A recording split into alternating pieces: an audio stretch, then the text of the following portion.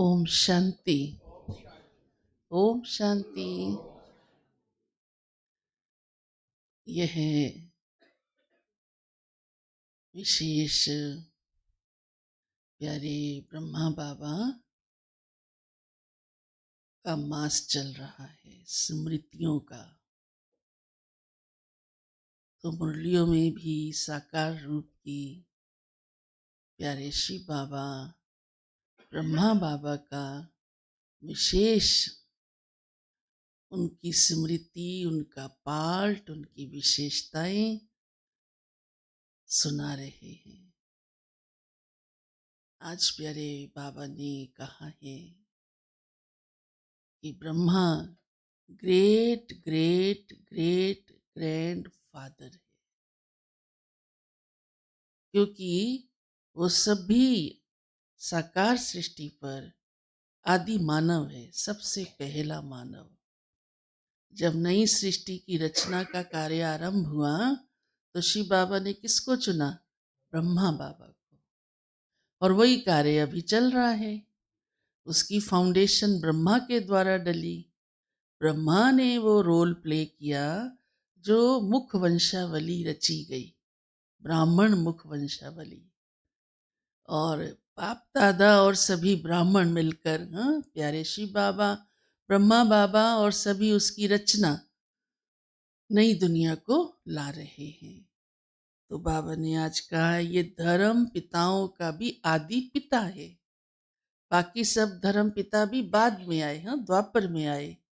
और ये सतयुग के आदि संगम पर प्यारे ब्रह्मा बाबा सभी देवता धर्म की स्थापना के निमित्त बना, जड़। इसलिए कल्प वृक्ष में प्यारे बाबा जड़ में भी बैठे हैं और ऊपर एकदम अंत समय की निशानी में भी बैठे हैं, आदि भी और अंत भी। फिर आज विशेष प्यारे बाबा ने हम बच्चों को कर्मों की गुह्य गति का एक राज सुनाया है। उसके अनेक राज हैं। कर्मों के खाते के कई राज हैं। आज जो प्यारे बाबा ने सुनाया है, बाबा ने कहा है कि इस जन्म का कोई भी कर्म छिपाओ नहीं, कोई भी कर्म। और ये ध्यान रखो कि हमारा हर कर्म प्यारे बाबा की दी हुई श्रीमत के अनुसार हो, तब वो श्रेष्ठ कर्म कहलाएगा। तब हमारा भविष्य जमा होगा। क्योंकि कर्मों को ऊंचा बनाने का आधार कौन सा है? श्रीमत, जैसा भगवान कह रहा है। श्रीमत का मतलब क्या है? जैसा हमें भगवान कह रहा है उस अनुसार किया हुआ कर्म ही श्रेष्ठ कहलाएगा।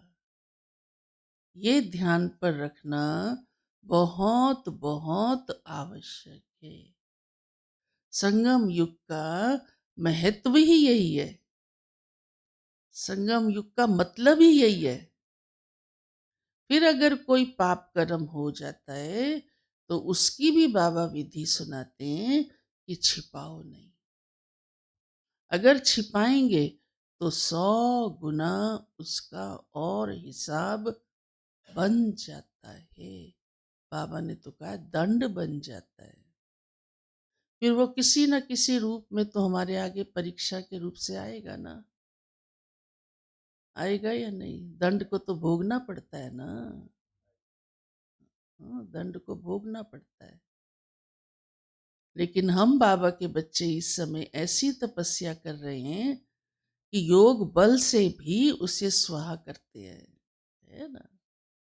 योग बल से भी, ताकि हमारा अंत भी सजा का नहीं हो और भविष्य भी हमारा ऊंचा बन जाए।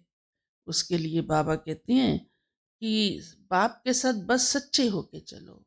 वैसे भी देखो, कोई सच्चा होके चलता है ना, उसको जल्दी माफी मिल जाती है ना?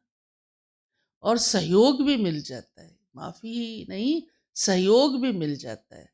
चलो हमारी मदद लो, ये काम ठीक हो जाएगा, ऐसे करो। माँ बाप भी गाइडेंस देते हैं, कोई बात नहीं बच्चे, जो बीत गया। अगर वो सच सच बताता है और महसूस करता है कि हाँ मैंने गलती की है, माने ही नहीं तो फिर कोई सहयोग नहीं मिल सकता।